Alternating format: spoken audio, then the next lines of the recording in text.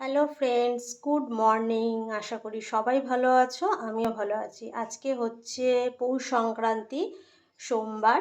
তো এখন মোটামুটি 11:30 বাজে। সকাল থেকে উঠে সমস্ত কাজকর্ম সেরে কাচা ধোয়া, ব্রেকফাস্ট সেরকম কিছু আজকে বানাইনি। আজকে আমাদের রুটি বানাতে নেই, তো রুটিটা করিনি।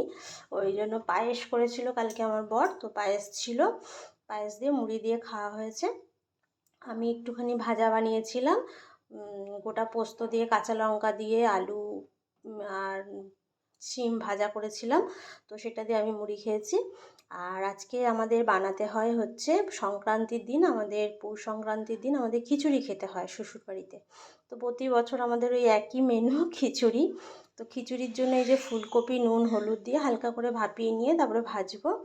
সাথে হবে আলুর দম, নতুন আলু করে রেখেছি। আলুটাকে আগে ভেজে নেব, ভেজে নিয়ে তারপরে মশলা ওখানে পেস্ট করা আছে, কষাবো। তো মোটামুটি সব কিছু রেডি আছে। এখানে টমেটো চাটনি আছে। তো খিচুড়ি হবে গোবিন্দভোগ চালের খিচুড়ি, আলুর দম আর চাটনি, আর সাথে হবে পাঁপড় ভাজা।